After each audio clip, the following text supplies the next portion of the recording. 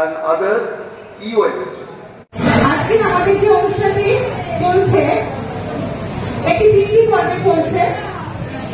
আমাদের সূচনা পর্বে ছিল একটি র্যালি, সেটা সম্পন্ন হয়েছে খুব সফলতার সঙ্গে। আর এই সফলতার সম্পূর্ণ সাফল্যের ভাগিদার হচ্ছে আমার স্কুলের আমার সহশিক্ষক শিক্ষিকারা, শিক্ষাকর্মীরা এবং সর্বোপরি আমার প্রিয় ছাত্ররা।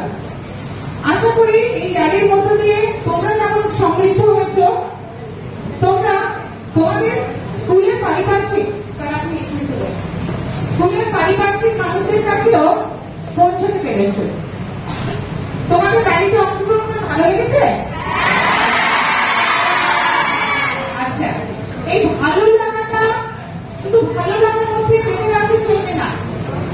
এখন যে প্রোগ্রামটি চলবে, অনুষ্ঠানটি চলবে, সেটার মধ্যে দিয়ে তোমরা বুঝতে পারবে যে এই ভালো লাগাটাকে আমাদের ভালো লাগাটাকে যদি আমরা বাঁচিয়ে রাখতে পারি, সেই চেষ্টা চালিয়ে যেতে পারি।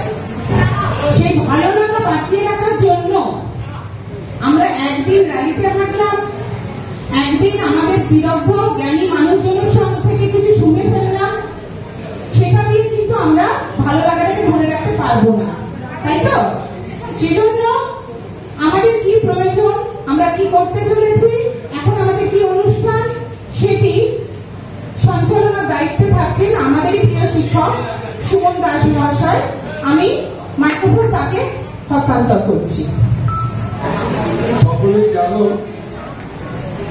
আজ 21শে জুন 2024 যাদবপুর হাই স্কুলে international society of waste management air and water এই প্রতিষ্ঠানের পক্ষ থেকে একটি সেমিনারের আয়োজন করা হয়েছে। এই সেমিনারে তোমাদের জানানো হবে যে কি করে তোমরা তো দেখলে যে আমরা যে 3 রকমের বর্জ্য পদার্থ রয়েছে সেগুলোকে আবার কি করে পুনরায় ব্যবহার করতে পারি, যেটাকে ইংরেজিতে বলা হয় ওয়েস্ট ম্যানেজমেন্ট। সেই জিনিসটা কি করে করা যায়, আমাদের বর্জ্য পদার্থগুলোকে কি করে পুনরায় ব্যবহার করা যায়, সেটা আমাদের আজকে জানাবেন। তার জন্য আমাদের বিশিষ্ট অতিথিবর্গ, আমাদের বক্তা এসেছেন।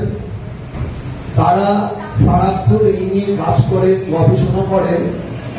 তার মধ্যে রয়েছেন যারা শ্রদ্ধেয় প্রফেসর সাধন কুমার ঘোষ, রয়েছেন শ্রীমতী প্রণতি ঘোষ, রয়েছেন মিস্টার সুপ্রকাশ চক্রবর্তী, রয়েছেন তথাগত মিত্র এবং ডক্টর অসিত কুমার সুর। ওনারা খুবই বিভক্ত পণ্ডিত মানুষ। ওনাদের কাছ থেকে আজকে আমরা সারাদিন ধরে বিভিন্ন বক্তব্যের মধ্য দিয়ে আমরা জানবো যে কি করে আমরা এই যে বর্জ্য বা ওয়েস্ট গুলোকে আমরা পুনরায় ব্যবহার করতে পারি এবং দৈনন্দিন জীবনে আমরা যেন সেগুলোকে দৈনন্দিন জীবনে ব্যবহার করি এবং অনুশীলন করতে পারি, তার পথ নির্দেশ ওনারা আমাদের দেবেন। এখন আমাদের অতিথিকে বরণ করে নেওয়া হবে। আর কিছুক্ষণের মধ্যেই আমরা অতিথিদের বরণ করে নেব। প্রথমে উত্তরীয় পরিয়ে বরণ করে নিচ্ছেন ডক্টর অসিত সুর মহাশয়কে আমাদের বিদ্যালয়েরই মাননীয় শিক্ষিকা মোহর ব্যানার্জি।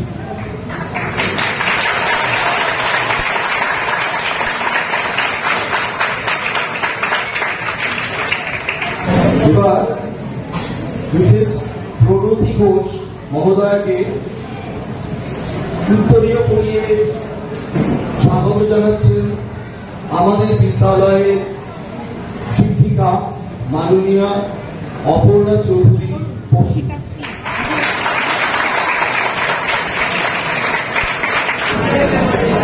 আমাদের মঞ্চে উপস্থিত রয়েছেন, তোমরা দেখতে পাচ্ছ, আমাদের বিদ্যালয়েরই সহকারী প্রধান শিক্ষক মাননীয় শ্রী অসিত কুমার দে মহাশয়।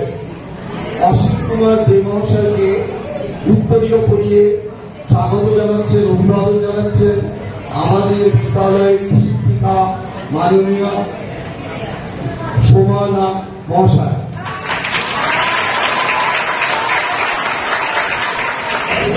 এবার আমাদের বিদ্যালয়ের প্রধান শিক্ষিকা শ্রীমতী শুভ্রা পুরকাইত মহোদয়া উত্তরীয় করিয়ে অভিবাদন জানাবেন আজকের আমাদের এই সেমিনারের প্রধান বক্তা প্রফেসর সাধন কুমার ঘোষ মহাশয়। সাধন কুমার ঘোষ মহাশয়কে উত্তরীয় করিয়ে অভিবাদন জানাবেন বিদ্যালয়ের প্রধান শিক্ষক।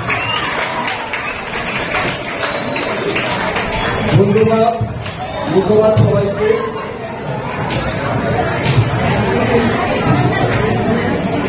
এবার আমাদের বিদ্যালয়ের প্রধান শিক্ষিকাকে উত্তরীয় করিয়ে অভিবাদন জানাচ্ছেন বিদ্যালয়ের শিক্ষিকা শ্রীমতী মোহর ব্যানার্জি মহোদয়া।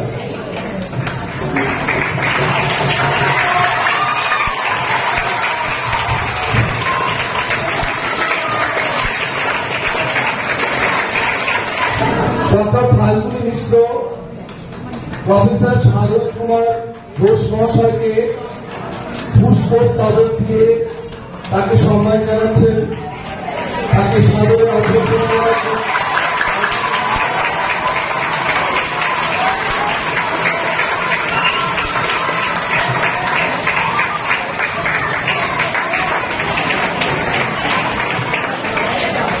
এবার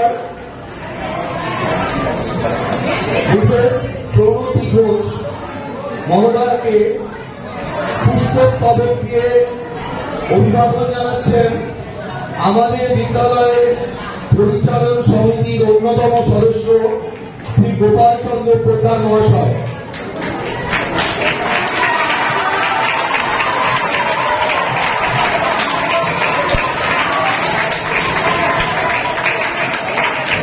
মাননীয় শিক্ষক শ্রী নরেন্দ্র কুমার জানা উনি পুষ্পস্তবক দিয়ে অভিবাদন জানাচ্ছেন ডক্টর অসিত কুমার মহাশয়কে। ডক্টর অসিত কুমার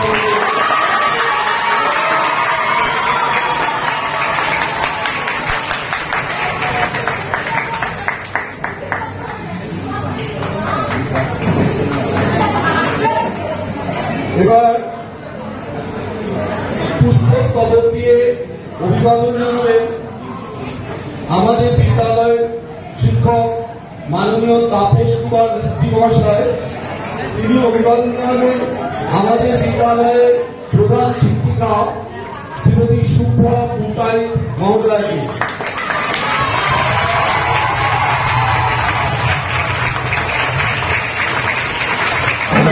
এবার আমাদের বিদ্যালয়ের শিক্ষক শ্রী প্রতুল মন্ডল উনি পুষ্পস্তবক দিয়ে অভিবাদন জানাবেন আমাদের বিদ্যালয়ের সহকারী প্রধান শিক্ষক মাননীয় শ্রী অসিত কুমার দেব মহাশয়কে।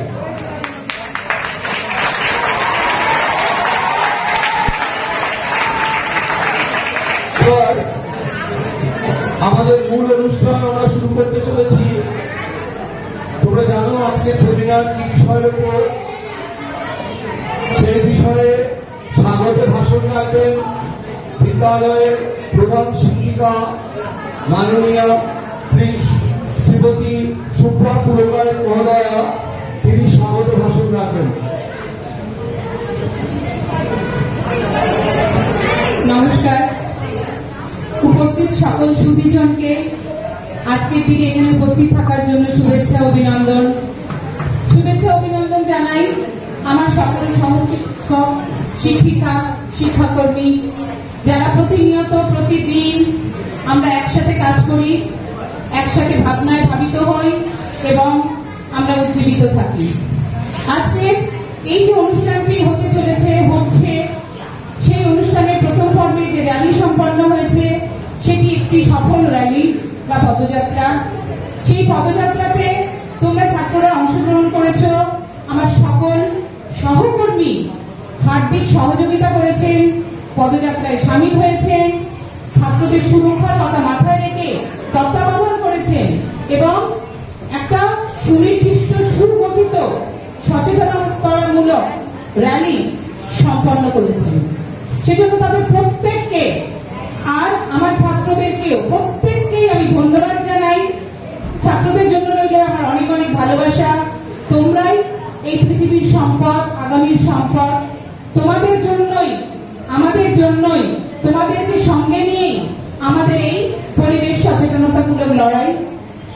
এখন এটা মনে হতে পারে আমরা প্রতিদিন পড়াশোনা করি, সেখানে তো এগুলো শিখে নিলেই পারতাম। পড়াশোনার ক্লাস বন্ধ রেখে আজকে একটা পদযাত্রা করে ফেললাম, পড়াশোনার ক্লাস বন্ধ রেখে আজকে আমরা এরকম একটা সমাজ সচেতনমূলক জায়গায় এসে পৌঁছেছি। আমাদের দুটোই দরকার। জীবন গঠনের জন্য যেমন আমাদের প্রতিদিনের ক্লাসরুম গঠন, শ্রেণী শিক্ষণ প্রয়োজনীয়, তেমনি মূল্যবোধের শিক্ষা, পরিবেশ বাঁচানোর শিক্ষা এবং আজকের যে বিষয় আমাদের মূল উপজীব্য ওয়েস্ট ম্যানেজমেন্ট বা বর্জ্য ব্যবস্থাপনা, যেটাকে জিরো ওয়েস্টে নামিয়ে ফেলা, সেটা ভাবনায় ভাবিত হওয়া। এখন এই জিরো ওয়েস্ট, আমি তোমাদের কাছে প্রশ্ন রাখি, শূন্য বর্জ্য পৃথিবী কি কখনোই সম্ভব?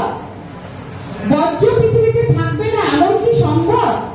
আমরা কলা খাবো, কলার খোসাটা কি পয়সা দিয়ে কিনি করে খেয়ে ফেলি? না। কি করে? সেটাকে গবাদি পশুদের খাওয়ার ব্যবস্থা করতে পারি। এখন আমরা যারা শহর কেন্দ্রিক, তারা তো গবাদি পশু হাতের কাছে পাবো না, তাহলে আমরা সেই কলার খোসাটাকে কি করবো? আজকের আমাদের সেই জায়গাগুলো একটু একটু করে শিখে নিতে হবে। আমাদের শিখতে হবে, আমাদের শেখাটাকে আমাদের বাড়িতে পৌঁছে দিতে হবে, আমাদের বাড়ির লোককে বলতে হবে যে তোমরা পাশের বাড়িকেও বলো। আমি থেকে আমরাতে উত্তীর্ণ হতে হবে আমাদের। আমাদের প্রত্যেকের প্রচেষ্টায় আমরা ঠিক জায়গায় পৌঁছতে পারি। আমি কলার খোসাটাকে জায়গা মতো ফেললাম আর আমার বন্ধু রাস্তায় ফেলে দিল, আমি চোখে দেখলাম কিন্তু কিছু বললামই না, তাহলে কিন্তু আমি কাজটা পুরোপুরি অংশগ্রহণ করলাম। আমাকে তাকে একবার হলেও বলতে হবে কলার খোসাটায় পাপিচকে পড়ে কেউ আঘাত পেতে পারে। কলার খোসাটা রাস্তায় ফেলবার জিনিস নয়, সেটাকে বাড়িতে নিয়ে গিয়ে বা স্কুলের যে সমস্ত বর্জ্য ব্যবস্থাপনার বিনস রয়েছে সেখানে ফেলতে হবে। কলার খোসাটা, আপেলের খোসাটা, প্রতিদিনের পচা ভাত, পান্তা বেশি হয়ে যাওয়া খাবার, ডিমের খোসা, মাছের কাটা, চায়ের ডাস্ট, চায়ের ক্ষেত্রে আমরা লিটারটা খেয়ে ফেলি, ডাস্টটা তোমরা ফেলেই দিই। এই সমস্ত কিছু আমরা কোথায় ফেলবো, এই জানাটা যদি আমাদের ঠিক ঠিক জানা থাকে, তাহলে দেখবে আমাদের কাজ করতে সুবিধা হয়। এখন আমরা জেনে নিলাম যে কোথায় ফেলবো, কিন্তু ফেলা জিনিসটা আমরা কোথায় ফেলা হবে, কি করা যেতে পারে? এটা একটা লম্বা প্রসেস। যেটা পচনশীল সেটাকে আমরা কিভাবে সারে পরিণত করতে পারি, যেটা অপচনশীল সেটাকে আমরা কি করে স্ক্র্যাপ হিসেবে বিক্রি করতে পারি, এবং যেটাকে আমরা বলছি ওয়েস্ট, বর্জ্য, সেটাকে বিক্রি করে যদি আমি কিছু সেলিং ভ্যালু পাই, তাহলে আমি তার প্রতি যত্নশীল হব। রাস্তায় একটা খারাপ হয়ে যাওয়া ঘড়ি পড়ে আছে, তুই কি ঘুরিয়ে নিবি? খেয়ালই দিবি না, চলে আসবি। কিন্তু একটা সচল ঘড়ি, টাকা, মোবাইল পড়ে থাকলে আমরা ঘুরিয়ে নিই কেন? না তার ব্যবহারিক মূল্য আছে, তাই তো? তা আমরা এগুলোর যদি কিছু ব্যবহারিক মূল্য উদ্ভাবন করতে পারি, স্ক্র্যাপ হিসেবে এগুলোকে বিক্রি বাটার ব্যবস্থা করতে পারি, তাহলে পরে এটা অনেকখানি ওয়েস্টে মানে আর তখন আর শূন্যতার দিকে চলে যাচ্ছে। যা কিছুর মূল্য আছে সেটা তো আর বর্জ্য হতে পারে না। এমনকি তোরা বিজ্ঞাপনে দেখবি, একটা কমন উদাহরণ দিচ্ছি, সবাই টিভি দেখিস, একটা সময় অমিতাভ বচ্চন বিজ্ঞাপন দিতে শুরু করেছিলেন যে তোমাদের বাড়িতে যে স্যানিটারি সিস্টেম রয়েছে, টয়লেটারিজ রয়েছে, ল্যাট্রিন এর যে মল বর্জ্য, সেটাকে দুটো ট্যাঙ্কে পাঠানোর ব্যবস্থা করা। তার একটা নবিং সিস্টেম থাকবে। প্রথম 5 বছর যে ট্যাঙ্কে গেল সেটাকে বন্ধ করে দেওয়া গেল, অন্যদিকে নবিং সিস্টেমটা খুলে দেওয়া হোক। কি হবে? এই 5 বছর ধরে যাওয়া যে বর্জ্য সেটা ওখানে জমবে এবং ওটা কম্পোস্ট সারে পরিণত হবে। যা আমাদের বর্জ্য তাহা উদ্ভিদের সার। ক্লাস 10 এর ছেলেরা তো জানিসই, রেচন আর বর্জ্য, যাহা উদ্ভিদের রেচন বর্জ্য তা আমাদের জন্য উপকার, আর যা আমাদের জন্য বর্জ্য রেচন তা উদ্ভিদের কাজে লাগতে পারে। তার এই ভাইস ভাষা ব্যবহারের কৌশল যদি আমরা শিখে ফেলতে পারি, তাহলে পরে অনেকখানি পৃথিবীর দূষণ এবং বর্জ্য বর্জ্য কমে যায়। আজকের আর কথা বাড়াবো না। আমার কাজ, আমাদের কাজ, আমার সহকর্মীদের কাজ, এটা তো নিরন্তর চলতেই থাকবে ক্লাসরুমে, বারান্দায়, প্রতিদিনের জীবনযাপনে। বাকি কথা যারা বিদগ্ধ মানুষজন এসছে তারা বলবে। তাদের মধ্যে উপস্থিত আছেন ডক্টর প্রফেসর সাধন কুমার ঘোষ, প্রণতি ঘোষ, অশ্বিন কুমার রয় মহাশয়। এছাড়া মঞ্চের নিচে রয়েছেন তথাগত বাবু, সুপ্রকাশ বাবু। সকলকে নিয়ে আজকের এখানে উপস্থিত হওয়ার জন্য ধন্যবাদ জানাই, সাদর অভিবাদন জানাই, অভিনন্দন জানাই। নমস্কার।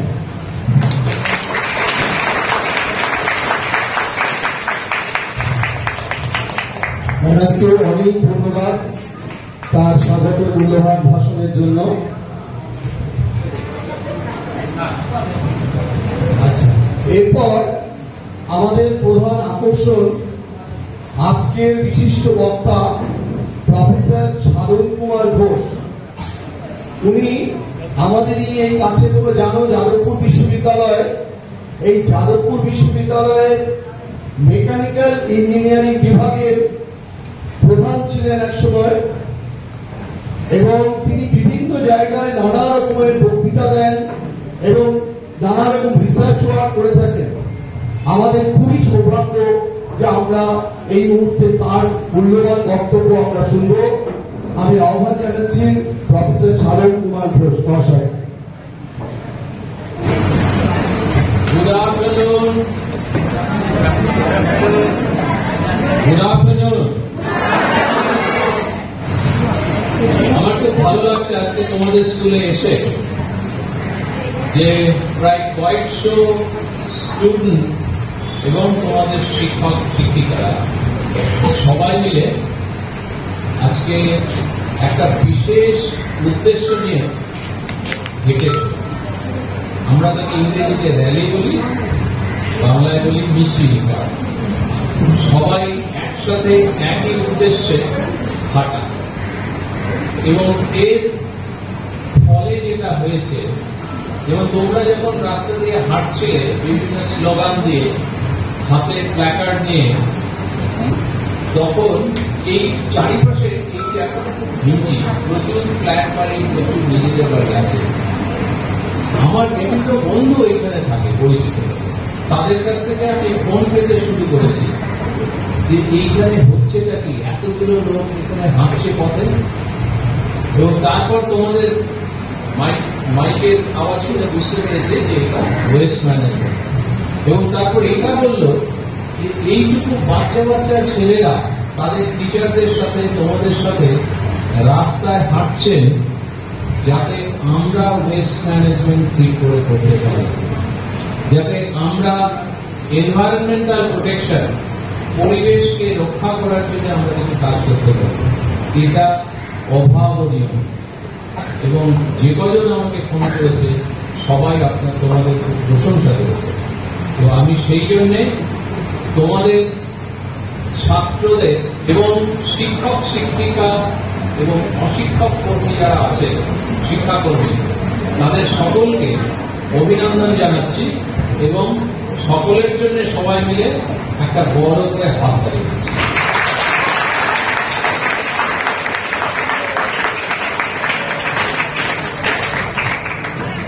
আমাদের যে মিশন সেটা আমি শুরু করেছি 2021 সালে ডিসেম্বর মাসে মেঘালয়। মেঘালয় জানো তো কোথায়? কোথায়? মেঘালয়ের একটা শহরের নাম বলো তো, যেটা খুব বিখ্যাত। কি? শিলং। নাম শুনেছ? এই শিলং শহরে প্রথমে, শিলং শহর এবং তার কাছে কয়েকটা শহরে 3টে কলেজ এবং 2টো স্কুল, এদেরকে এই ক্যাচ দ্য ইয়াং অ্যাওয়ারনেস প্রোগ্রামে আমি সামিল করেছি। ওখানে প্রায় 10,000-এর মতো স্টুডেন্ট এবং টিচার এখন এই তোমরা যেটা আরম্ভ করেছো সেটাতে কাজ করছে। আর 2024 সালের জানুয়ারি মাসে আমি ভাবলাম যে ঠিক আছে, এবার ওয়েস্ট বেঙ্গলে আমাদের যারা স্টুডেন্ট আছে তাদের জন্য কিছু করা যায়। তো আমরা আরম্ভ করার পর 31 জানুয়ারি আমার মনে আছে একটা প্রেস কনফারেন্স করেছিলাম। সেখানে তোমাদের স্কুলের প্রধান শিক্ষিকাও ছিলেন।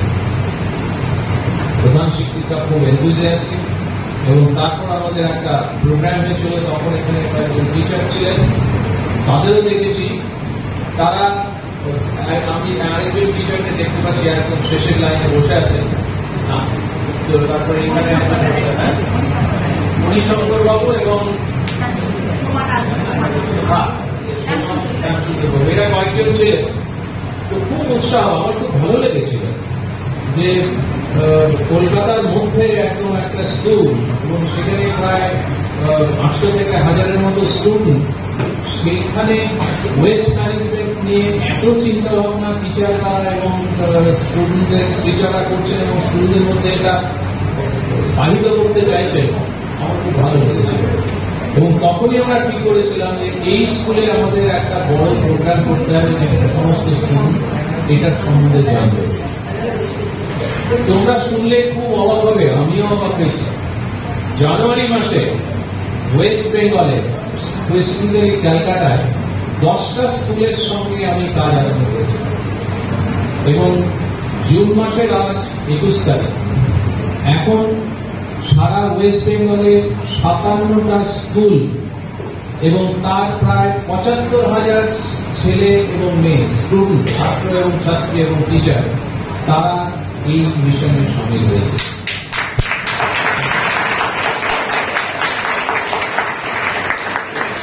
আমার টার্গেট ছিল, প্রথমে আমার টার্গেট ছিল যে 2025-এর ডিসেম্বরের মধ্যে আমি মেঘালয়ে 50,000 স্টুডেন্ট এবং টিচার, আর ওয়েস্ট বেঙ্গলে 1 লক্ষ টিচার এবং স্টুডেন্টকে এর মধ্যে ইনভলভ করা। বাট এত ভালো রেসপন্স এবং স্টুডেন্টরা, টিচাররা এত ভালোভাবে এটা নিয়েছে, এত উপযোগীভাবে এটা নিয়েছে, যে আমার টার্গেট এখন 2024 সালের ডিসেম্বরের মধ্যে 1 লক্ষ স্টুডেন্ট এবং টিচারদের এই প্রসেসে সামিল করাবো, এবং আমরা অলরেডি 75,000-এর কাছে। So this is really a great achievement.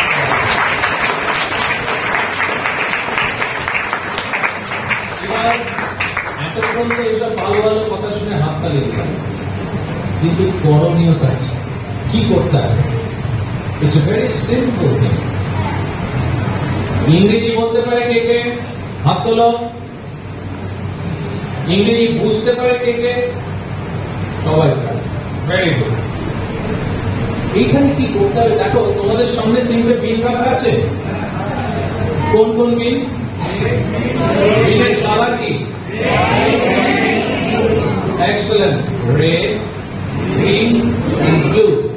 একটু আগে আমরা তোমাদের স্কুলে এই বিন কালচারের উদ্বোধন করেছি। বিন কালচার অ্যাডাপশন মানে হচ্ছে হলো কোন ওয়েস্ট বা বর্জ্য আমরা বিনের বাইরে ফেলব। বিনের বাইরে ফেললে কি হবে? স্কুলটা নোংরা হবে। বিনের বাইরে ফেললে তোমার বাড়িতে কি হবে? বাড়িটা নোংরা হবে। এবং তোমাদের দায়িত্ব হচ্ছে হলো ফার্স্ট তোমার বাবা মাকে এটা বলা যে আমার স্কুলে বিন কালচার আজকে থেকে অ্যাডাপ্ট করেছি, আমার বাড়িতেও আজকে থেকে বিন কালচার অ্যাডাপ্ট করতে হবে। এবং এই বিনগুলোর বেশি দাম নয়। বাবাকে জোর করবে 3টে বিন বাড়িতে নিয়ে এসো, এবং তোমরা তোমার ভাই বোন বাবা মা সবাইকে শেখাবে যে লাল বিনে কি ফেলতে হবে, ব্লু বিনে কি ফেলতে হবে এবং গ্রিন বিনে কি ফেলতে হবে। পারবে? কে কে বাবাকে আজকে নিয়েই বলবে বাবার মাকে?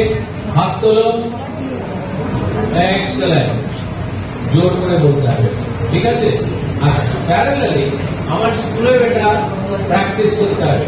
বিন কালচার অ্যাডাপশন মানে হচ্ছে হলো আমরা একটু আগে উদ্বোধনের সময় যা দেখিয়েছি যে লাল বিনে আমরা ফেলবো কি?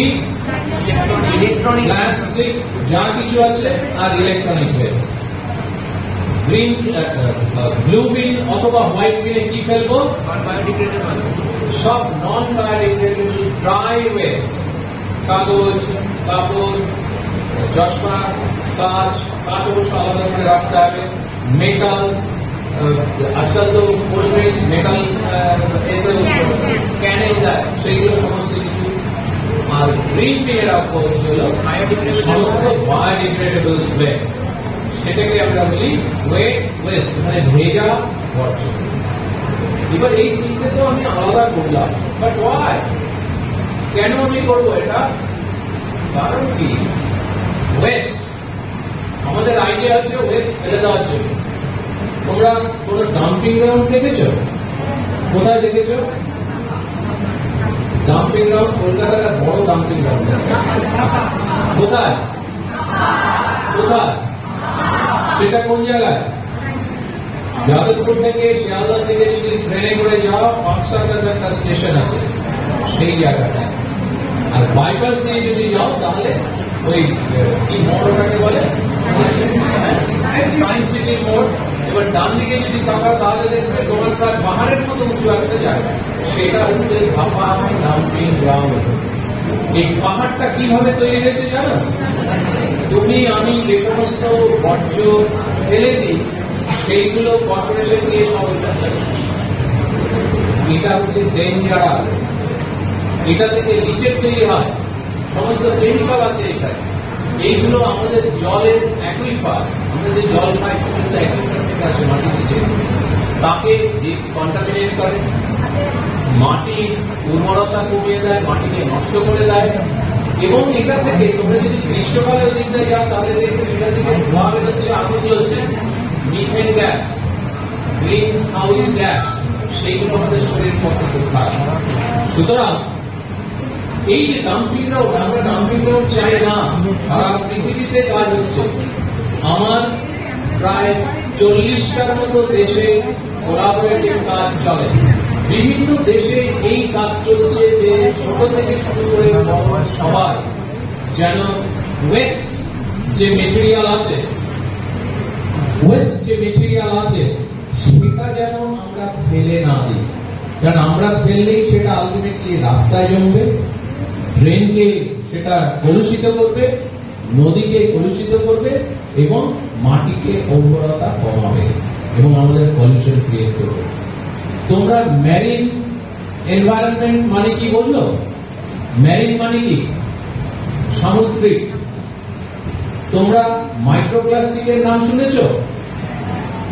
মাইক্রোপ্লাস্টিক মানে হচ্ছে হলো প্লাস্টিক যে সমস্ত আমরা ইউজ করি তার ছোট ছোট কণা। আজকাল আমরা রিসার্চে দেখেছি যে তোমরা যে প্লাস্টিকের জলের বোতলে জল খাও, প্লাস্টিকের বিভিন্ন কৌটোতে যে খাবার নিয়ে আসো, এই সমস্তগুলো খাবার বা জল যখন তার মধ্যে থাকে, যে নাড়াচাড়া হয়, তাতে প্লাস্টিকের গায়ে থেকে একটা ঘর্ষণ তৈরি হয়। সেইখান থেকে প্লাস্টিকের ছোট্ট ছোট্ট দানা এই খাবারের সঙ্গে বা জলের সাথে মিশে যায়। এবার সেটা আমরা যখন পান করি বা খাই তখন সেটা আমাদের স্টমাকে। সমুদ্রে আমরা যদি এই যে আমি লিটারের কথা বলছি, কেন আমরা ফেলবো না? এইগুলো যখন সামুদ্রিক এনভায়রনমেন্টে নদীতে বা পুকুরে যায়, মাছেরা এই মাইক্রোপ্লাস্টিক বা প্লাস্টিক খেয়ে নেয়।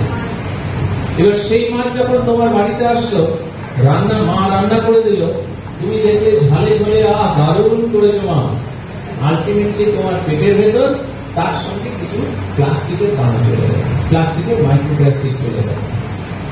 এই microplastic is very dangerous. Cancer হয়, অন্যান্য অনেক অসুখ হতে পারে। দেখবে আজকে একটু বয়স হলেই বিভিন্ন লোকে বিভিন্ন রকম অসুখে ভুগছে। তার ওয়ান অফ দ্য রিজনস হচ্ছে আমাদের ওয়েস্ট ম্যানেজমেন্ট ঠিক নেই। সুতরাং এটা হচ্ছে একটা দিক। তাহলে তোমাদের কি দরকার? Waste management, segregation at source. তোমাদের যেখানে ওয়েস্ট তৈরি হচ্ছে সেখানে তোমরা আলাদা আলাদা করে নাও।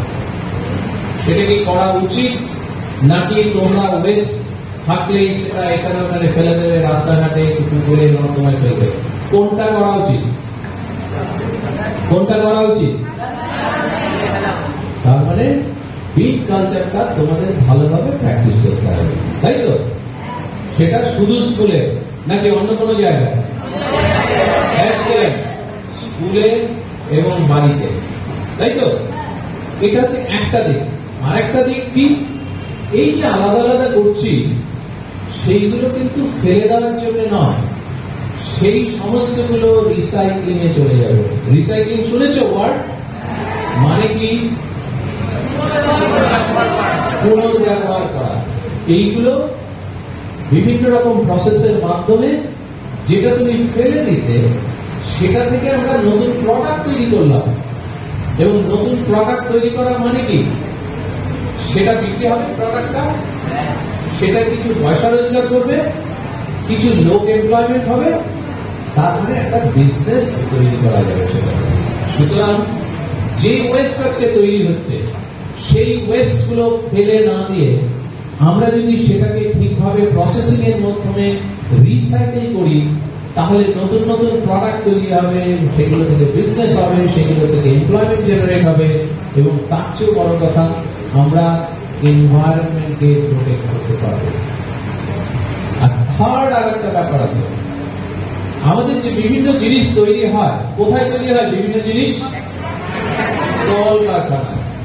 এই যে জিনিস তৈরি হয় এর র মেটেরিয়াল দরকার। র মেটেরিয়াল মানে বোঝো, মানে ধরো প্লাস্টিকের বোতল যদি তৈরি করতে হয় তাহলে প্লাস্টিকের দানা লাগে, সেটা মেশিনে প্রসেস করে প্লাস্টিকের বোতল তৈরি হয়, তাই তো? বিভিন্ন এই যে এই বালতিগুলো, এইগুলো কিন্তু প্লাস্টিকের দানা প্রসেস করে তারপরে এরকম একটা শেপ দেওয়া হয়েছে। তো এই যে ব্যাপারটা, যখন আমি এইটাকে বলে র মেটেরিয়াল, যেটা আমি ফ্যাক্টরিতে ঢোকাচ্ছি, এই র মেটেরিয়ালটা কোথা থেকে আসে? আলটিমেটলি এই র মেটেরিয়ালটা আসে হচ্ছে, এটাকে আমরা ন্যাচারাল রিসোর্স বলি। এই যে প্লাস্টিক, এই র মেটেরিয়ালটা কোথা থেকে আসে? হ্যাঁ, কোথেকে? কার্বন। আচ্ছা, ঠিক আছে, ভালো কথা। এটা আসে হচ্ছে হলো প্লাস্টিকের ব্রিক, এটা তৈরি হয় রিফাইনারিতে। রিফাইনারি শুনেছো না? হলদিয়াতে একটা পেট্রোল রিফাইনারি আছে, যেটা থেকে তেল তৈরি হয়, পেট্রোলিয়াম, ডিজেল তৈরি হয়। এই যে পেট্রোলিয়াম যে রিফাইনারি, তার যে র মেটেরিয়াল, সেটা আসে হচ্ছে ক্রুড অয়েল থেকে। এই ক্রুড অয়েল কোথা থেকে পাই? মাটির নিচে। সুতরাং আমাকে যদি প্লাস্টিক তৈরি করতে হয়, তাহলে ক্রুড অয়েল আমার মাটির নিচের থেকে বের করতে হবে, সেটা রিফাইনারিতে প্রসেস হয়ে প্লাস্টিক তৈরি হলো, সেই প্লাস্টিক আমার প্রসেসিং এর মধ্যে নিয়ে এইরকম সব জিনিসপত্র তৈরি হলো। আমরা যদি এটাকে রিসাইকেল করি, তাহলে কি আমার প্রোডাকশনের জন্য নতুন র মেটেরিয়াল দরকার হবে? হবে না। তার মানে আমি এক্সট্রাকশন, ন্যাচারাল রিসোর্স ইউজ করা আমি কমাতে পারি। সুতরাং এর এফেক্ট সুদূর প্রসারী। একদিনে 1 ঘন্টায় এত কম সময়ে বলে শেষ করা যাবে না, কিন্তু তোমাদের আমি প্রত্যেককে রিকোয়েস্ট করবো এবং টিচারদের রিকোয়েস্ট করবো, আমরা কিন্তু প্রায় 25-30 বছর ধরে আমাদের দেশে EVS, কি পুরো নামটা কি? একটা সাবজেক্ট EVS, এনভায়রনমেন্টাল সায়েন্স, তোমাদের আছে? সকলকে পড়তে হয় এটা, ক্লাস 1 বা 2 থেকে একেবারে গ্র্যাজুয়েশন পর্যন্ত, এবং সেটাতে পাস করতে হয়। এবং আজকে সেই জন্য আমি কিছুদিনের মধ্যে দুটো বাচ্চা আমার সামনে দিয়ে যাচ্ছিল, একটা বাচ্চা হাতে ছিল ক্যাডবেরি, আর একটা বাচ্চার হাতে বড় লজেন্স। তো দুজনে বেশ বড় আর কি, খুব আরাম করে খুলে তারপর খেতে খেতে ওই যে র্যাপটা আছে, যেটা দিয়ে প্লাস্টিকের র্যাপ হওয়া কিছু, সেটা কি করলো জানো? খেতে খেতে কি করলো বলো তো? হ্যাঁ, সেটা করেনি ওরা। আমি লক্ষ্য করলাম যে ওরা ওই প্লাস্টিকের র্যাপ আর লজেন্সের আরে ওটা পকেটে রেখে দিল। আমি তখন জিজ্ঞেস করলাম যে কিরে বাবা, এইগুলো রাস্তায় না ফেলে পকেটে রাখলি কেন? বললো না, আমরা ইনভেস্ট করি, তুমি জানো না। কি করবি?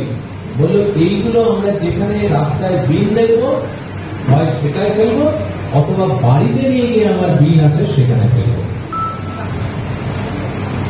ওরা কি ঠিক করেছে? তোমরা কি এখন থেকে তাই করবে?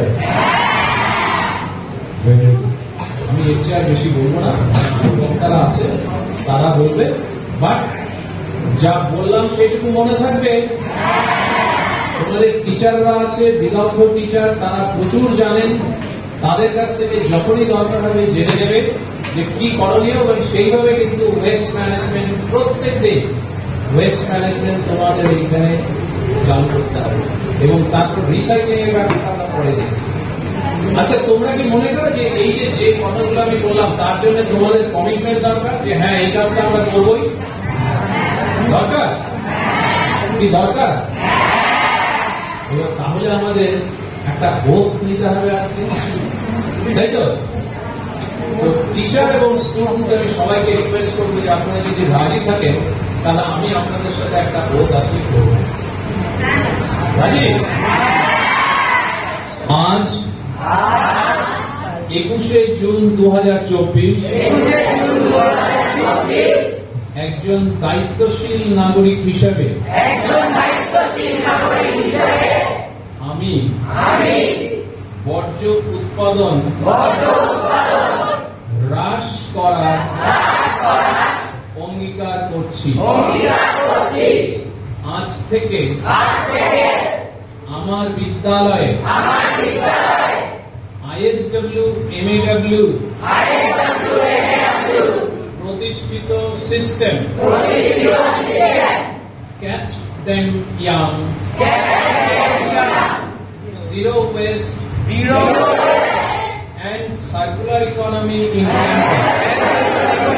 campus এর অধীনে বর্জ্য ব্যবস্থাপনা ও পুনর্ব্যবহারযোগ্য করব। আমি যাদবপুর হাই স্কুলের প্রাঙ্গণে আরো অঙ্গীকার করছি যে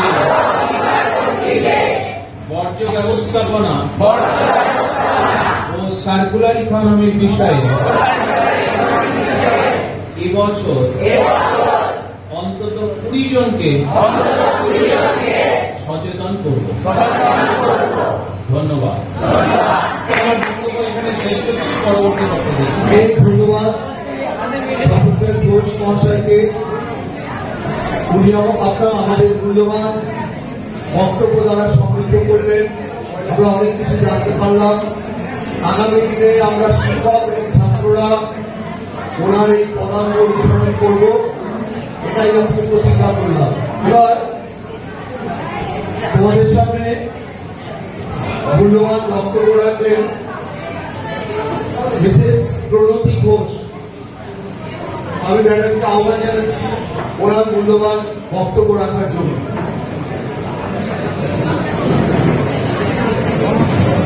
এখানে উপস্থিত এই বিদ্যালয়ের প্রধান শিক্ষিকা, সহ শিক্ষিকা এবং শিক্ষাকর্মীবৃন্দ ও সহপ্রধান শিক্ষক এবং পরিচালক সমিতির সমস্ত সদস্য ও যে সমস্ত শুভানুধ্যায়ীরা উপস্থিত আছে এবং তাছাড়া আমাদের সবচেয়ে প্রিয় ছাত্র যারা উপস্থিত আছে,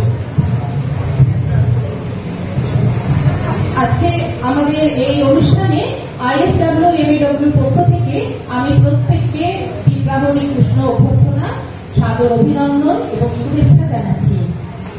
যেহেতু আজকের অনুষ্ঠানটা বিশেষ করেই ছাত্রদের জন্য, তাই আমি তোমাদেরকে তুমি করে সম্বোধন করছি। এতক্ষণ তোমরা পরিবেশ রক্ষার্থে তোমাদের কি কি করতে হবে, খুব সাধারণ কয়েকটা জিনিস, সেগুলো তোমরা শুনলে, অনেক রকম ভাবে শুনলে।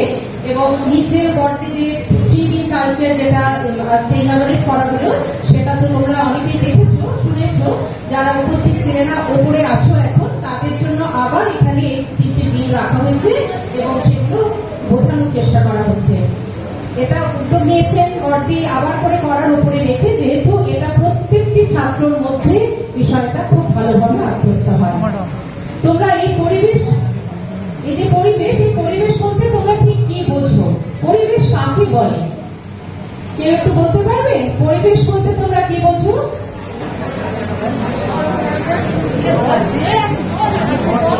আচ্ছা, তোমরা হয়তো জানো, বলতে চাইছো না, বলতে আসছো না। আমি বলছি পরিবেশ বলতে, দেখো একমত হয় কিনা তোমাদের সঙ্গে। পরিবেশ বলতে আমাদের চারপাশে যা কিছু আছে, সমস্ত কিছু, তাই তো? এখন এখানে পরিবেশে আমরা, তোমরা, পেইন্ট, খড়, লাইট, পাখা, আলো, বাতাস, সমস্ত কিছু, তাই তো? সমস্ত কিছু নিয়ে আমাদের পরিবেশ। তা তোমরা বেশিরভাগ সময়টা বিদ্যালয়ে কাটাও এবং বাকি সময়টা বাড়িতে। তা তোমাদের প্রথমেই কি করতে হবে? পরিবেশকে পরিচ্ছন্ন রাখতে হবে, তাই তাই তো? পরিচ্ছন্ন রাখলে আমরা জানি আমরা যেখানে আছি সেটা যদি পরিচ্ছন্ন থাকে তবেই সেটা দূষণ মুক্ত হবে। তোমরা প্রত্যেকে চাও তোমাদের বিদ্যালয় খুব সুন্দর পরিষ্কার পরিচ্ছন্ন হয়ে উঠুক, সেটার জন্য তোমাদের এই যেটা এতক্ষণ বললে, বর্দি বললেন এবং ISWMAW প্রতিষ্ঠাতা বললেন যে এই 3B কালচার তোমাদের অ্যাডপ্ট করতে হবে। এই ওয়েস্ট ম্যানেজমেন্ট বিষয়টা অনেক সুদূর বিস্তৃত, বিশাল তার পরিধি, কিন্তু তোমাদের পক্ষে এক্ষুনি হয়তো সেটা এত বিশাল পরিধির কর্মযোগে তোমরা কিভাবে প্রবেশ করবে ভাবছো, সেই বিষয়টা তোমাদের এক্ষুনি না জানলেও হবে। কিন্তু তোমাদের একজন নাগরিক হিসেবে যেটা প্রাইমারি কর্তব্য, যেটা করতেই হবে এবং এখন থেকেই তোমাদের এটা আত্মস্থ করে নিতে হবে যে এই খুব ছোট্ট ছোট্ট বিষয়গুলোর প্রতি আমাদের বিশেষভাবে নজর রাখতে হবে।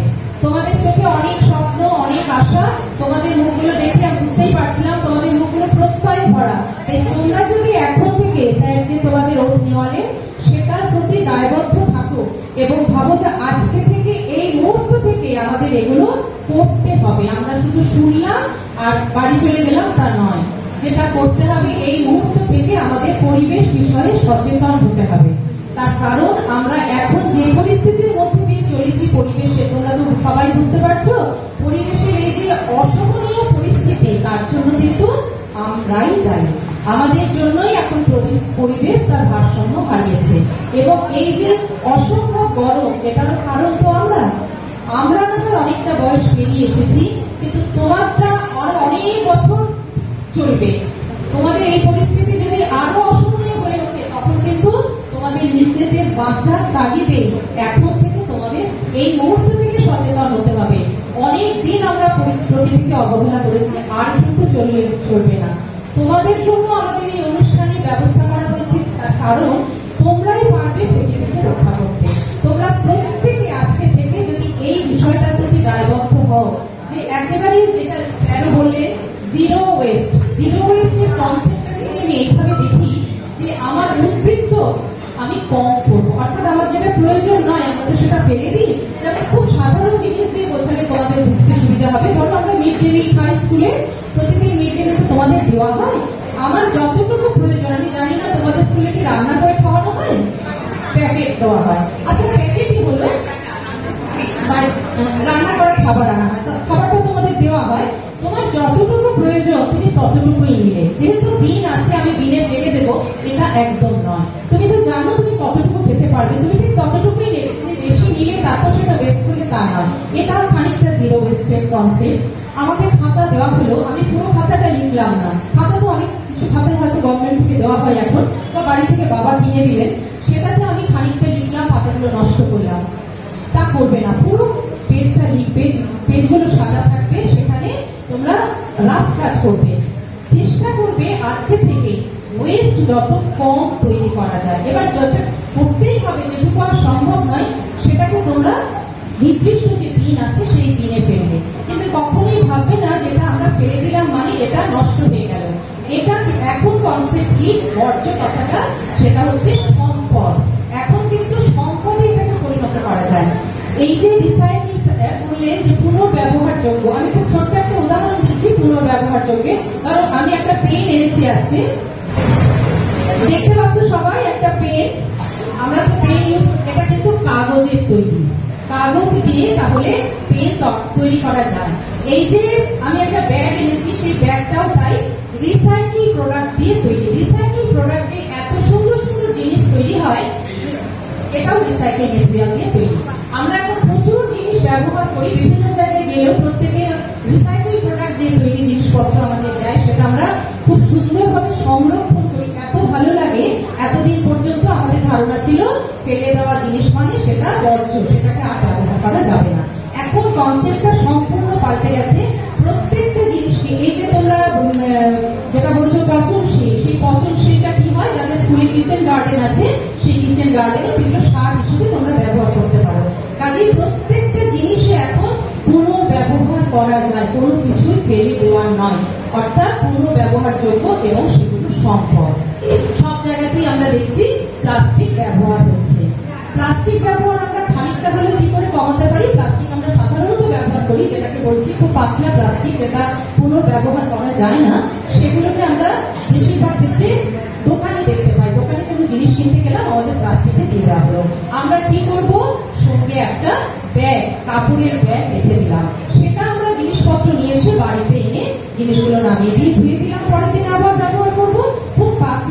ব্যবহার করা যায় সেরকম একটা ব্যাগ যদি আমি আমার প্রত্যেক দিনের স্কুলের ব্যাগের সাথে আমি যখন বাইরে দিলাম ব্যাগটা ভেতরে সেই ব্যাগটা রেখে দিলাম, তাহলে কি হবে, দোকান থেকে আমাদের এই প্লাস্টিক গুলো বয়ে বয়ে বাড়িতে আনতে হবে না। প্লাস্টিক ব্যবহার প্রকৃতিকে কিভাবে দূষণ ছড়াচ্ছে সেগুলো তো তোমাদের আর বলে বোঝাতে হবে না। তোমরা প্রত্যেকে ইভিএস করছো ছোট থেকে, পরিবেশ সংক্রান্ত বিষয়ে তোমরা যথেষ্ট সচেতন, কিন্তু তোমরা তোমাদের মধ্যে সচেতনতা থাকলে তোমরা সেটাকে প্রয়োগ কিন্তু সেভাবে করছো না। আরো তোমাদের যেটা করতে হবে নিজে প্রয়োগ করা, আর সেই সঙ্গে সঙ্গে অন্যকে সচেতন করা। স্যার এইমাত্র বললেন আমরা 20 জনকে এই বিষয়ে সচেতন করবো, তাই তো? তোমরা এখানে যতজন উপস্থিত আছো প্রত্যেকে যদি 20 জনকে অ্যাওয়্যার করো তাহলে কত মানুষ এই বিষয়ে সচেতন হবে এবং একটু একটু করে প্রকৃতি দূষণ মুক্ত হওয়ার প্রতি এগিয়ে যাবে। এই মিশন আজকে থেকেই তোমাদের নিতে হবে। আরো একটা বিষয়, প্রকৃতিকে সুন্দর করতে হলে, পরিচ্ছন্ন করতে হলে প্রত্যেকটি মানুষকে কি করতে হবে, নিজেকে পরিষ্কার পরিচ্ছন্ন হতে হবে, তাই তো? আমাদের কোভিড শিখিয়েছে আমাদের শারীরিক পরিচ্ছন্নতা, আমরা খাবার আগে বারবার হাত ধোয়া, তাই তো? তোমরা এখন করো সেটা? খাবার খাওয়ার আগে হাত ধুয়ে নাও। জল নষ্ট না করা, জল অপচয় বন্ধ, জানো তো? বৃষ্টির জল ধরে রাখা, রাস্তাঘাটে কোনো জায়গায় যদি দেখা যায় যে জায়গায় ঠিক মতো ময়লা ফেলছে না তাদের অ্যাওয়্যার করা, কিছু কিছু মানসিক মূল্যবোধ, সেই মূল্যবোধ গুলোকে জাগিয়ে রাখা। মূল্যবোধ কেমন?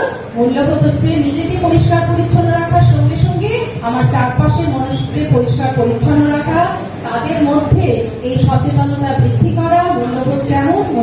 নিয়মানুবর্তিতা, সময়ের কাজ সময় করা। যেমন আজকে তুমি ওত নিয়ে ভাবে আমি এখন করবো না, কয়েকদিন পর থেকে আমি করবো শুরু, তা নয়।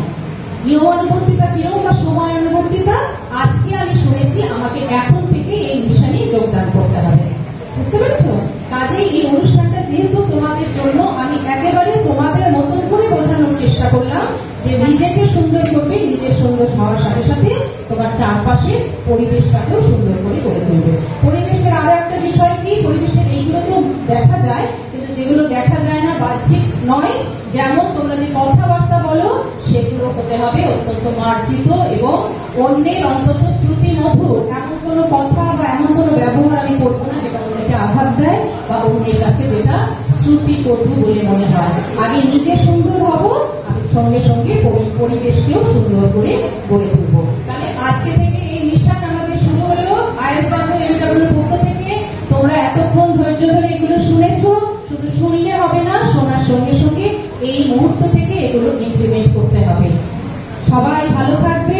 আরো একটা কথা কবি তো বলেই গেছে যে এই পৃথিবীকে এই শিশু বাসযোগ্য করে আনো আমি, প্রাণপণে পৃথিবীর সরাবো জঞ্জাল, এই পৃথিবীকে এই শিশুর বাসযোগ্য করে যাবো আমি। তো এই অঙ্গীকার করে আমরা প্রত্যেকে আমাদের নিজের নিজের জীবনে ফিরে যাচ্ছি। সবাই খুব ভালো থাকবে। সবাইকে পরবর্তী অনুষ্ঠানে আবার আমরা খুব সুস্থ দেখতে চাই এবং দেখতে চাই যে যাদবপুরের এই স্কুল যেন পরিবেশ রক্ষার্থে এই পরিবেশ বান্ধব স্কুল হিসেবে গড়ে উঠবে এবং এই যে মহান যজ্ঞ শুরু হয়েছে পরিবেশকে সুন্দর করা, তাতে পরবর্তীকালে এই বিদ্যালয় সামিল হবে এবং এখানের মধ্যে সবচেয়ে সুন্দর পরিষ্কার পরিচ্ছন্ন পরিবেশ বান্ধব স্কুল হয়ে গড়ে উঠবে। সবাইকে ধৈর্য ধরে শোনার জন্য ধন্যবাদ শ্রীমতী ঘোষ তার সুন্দর বক্তব্য রাখার জন্য। আমাদের ছাত্ররা ভীষণ উপভোগ করেছে ওনার বক্তব্য, দেখেই বোঝা যাচ্ছে। তোমাদের একটা কথা বলি যে শুধু তোমাদের নয়, আমরা এবং তোমরা আজকের দিনে আমরা খুব সৌভাগ্যবান এই কারণে যে আমরা অনেক পণ্ডিত মানুষের সান্নিধ্য লাভ করছি। এর আগে আমরা প্রফেসর ঘোষকে পেয়েছি, তার বক্তব্য শুনেছি। এবার যিনি বক্তব্য রাখবেন তার পরিচয় একটু দিয়ে নিই। অসিত আইচ মহাশয়, ডক্টর অসিত আইচ, উনি একজন সিভিল ইঞ্জিনিয়ার এবং ইঞ্জিনিয়ারিং এর উপর গবেষণা করে উনি ডক্টরেট পেয়েছেন। বুঝতেই পারছ ভীষণ পণ্ডিত ব্যক্তি, ওনার কথা আমরা শুনবো। কিন্তু তার আগে তোমাদের প্রিয় ম্যাডাম সোনালী ম্যাডাম সেই সোনালী ম্যাডামের একটি তিনি এই বিষয়ের উপরে একটি স্বরচিত কবিতা লিখেছেন। সেই কবিতাটি তিনি আবৃত্তি করবেন। সোনালী ম্যাডামকে আহ্বান জানাচ্ছি। পরিচ্ছন্ন পৃথিবী গড়ার শপথ, যা কিছু ফেলার ছেঁড়া ফাটা ভাঙা আর জমে থাকা স্তূপ ময়লা আবর্জনার আজ থেকে সব ফেলব নিয়ম মেনে, লাল নীল আর সবুজ রঙের বিনে। নবীকরণের সুযোগ লাগাই কাজে, পচনশীল যা তা সবই আলাদা আছে। বাতিল হলে যন্ত্র ও প্লাস্টিক, স্বতন্ত্রতাকে রাখতেই হবে ঠিক। আমাদের বাড়ি পথঘাট স্কুল পরিচ্ছন্ন রাখতে না করি ভুল। নিজেরা জানাবো অন্য জমি, বিল ব্যবহারের বিধি মানি সর্বক্ষণে। দুঃখ ও গ্লানি মুছে যেভাবে এ মন, আশায় আলোকে সাজিয়ে তোলে জীবন। পৃথিবী তেমনই সব গ্লানি মুছে পরিচ্ছন্ন ও স্বচ্ছ ঠিকানা খোঁজে। সেই ঠিকানা আমরাও খুঁজে ফিরি, যেখানে পৃথিবী ফিরে পাবে তার স্ত্রী। সেই প্রিয়ভূমি গড়ার শপথ নিতে মানুষ লড়ছে আজ মানুষেরই হিতে। সেই লড়াইয়ে হব আমরা সামিল আজ, স্বচ্ছ পৃথিবী গড়ার রয়েছে কাজ। নিরলস থেকে সেই কাজ করবার এসো আজ সবে করব অঙ্গীকার।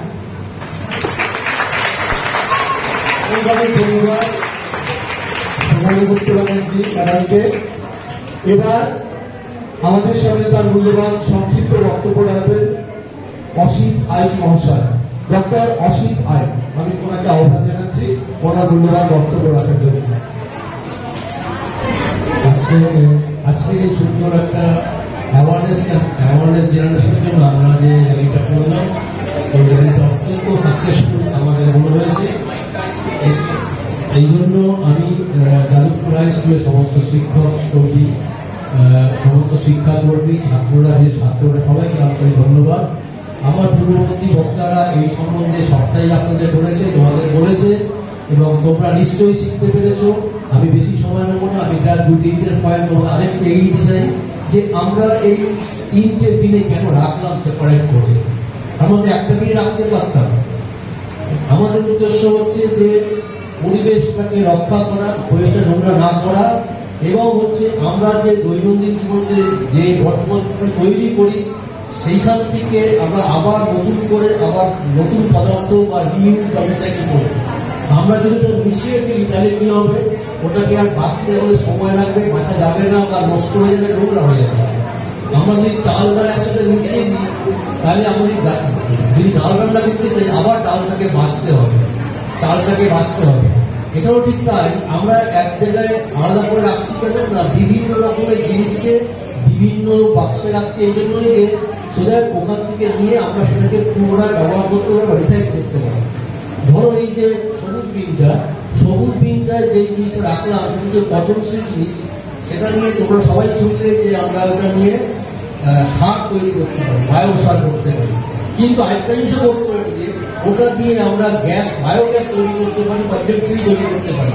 আমরা যদি 10টা স্কুলের বায়োগ্যাস, 10টা স্কুলের মিড ডে মিল এক জায়গায় করতে পারি, তাতে যা গ্যাস তৈরি হবে তোমাদের স্কুলের সমস্ত ইলেকট্রিসিটি সেখান থেকে হয়ে যাবে। আমরা ওখান থেকে গ্যাস তৈরি করি। কিন্তু আমরা যদি এই পচনশীল জিনিসটাকে যদি প্লাস্টিকের মধ্যে মিশিয়ে দিই তাহলে কিন্তু আমরা বায়োগ্যাস তৈরি করতে পারবো না, আবার আমাকে বাঁচতে হবে। ঠিক সেভাবেই আমরা যদি প্লাস্টিক থেকে যদি পচনশীলের মধ্যে মিশিয়ে দিই তাহলে প্লাস্টিকটা আলাদা করতে পারবো না। আমরা প্লাস্টিকটা আলাদা করে রাখছি কেন, এই প্লাস্টিকটা নিয়ে আইদার প্লাস্টিকটা গলিয়ে বা প্লাস্টিক চিপস করে আবার একটা বাকেট তৈরি করবো, মানে নতুন করে আবার আমরা কিন্তু প্রাকৃতিক সম্পদকে দেবো না, এই জন্যই আলাদা করছি। আবার দেখো লাল বিনটার মধ্যে কি রাখছি, ইলেকট্রনিক্স ওয়েস্ট। তোমরা জানো ইলেকট্রনিক্স ওয়েস্টের মধ্যে অনেক কিছু থাকে, সোনা থাকে, রূপো থাকে, প্লাটিনামও থাকে, তামা পেতল তো রয়েছে। আমরা ওগুলোকে যদি আলাদা করে রাখতে পারি, ওগুলো গলিয়ে ভেঙে আমরা ওইখান থেকে খনিজ পদার্থকে বের করতে পারি, খুব ভ্যালুয়েবল জিনিস।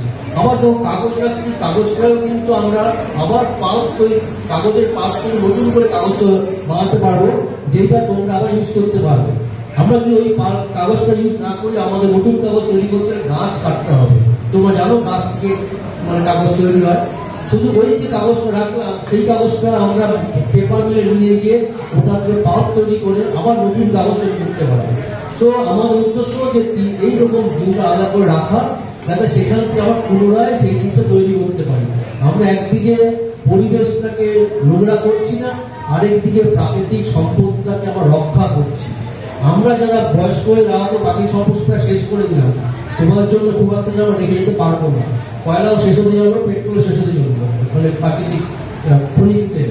কিন্তু আমরা যদি এখন যদি কনজার্ভ করতে পারি, তোমরা এবং তোমাদের নেক্সট জেনারেশন আমরা আমাদের ওয়েলবিংয়ের জন্য এটা ইউজ করতে পারবো। আমি আর বেশি দীর্ঘায়িত করবো না।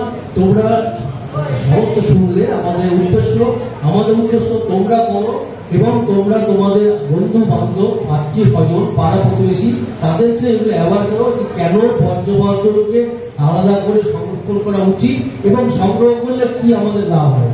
এইটুকুই বলবো। তোমরা সবাই ভালো থাকো। এবং অনেকক্ষণ তো ওয়েট করছো, আমি সময় নেবো। ধন্যবাদ সবাইকে। ডক্টর আইস উনি তার মূল্যবান বক্তব্য রাখলেন। আমাদের অনুষ্ঠান প্রায় শেষের দিকে। এবার বক্তব্য রাখবেন আমাদের বিদ্যালয়ের সহকারী প্রধান শিক্ষক মাননীয় শ্রী অসীম কুমার দে মহাশয়। আমি আহ্বান জানাচ্ছি। মঞ্চে উপবিষ্ট ছুটি ব্যক্তিরা, প্রফেসর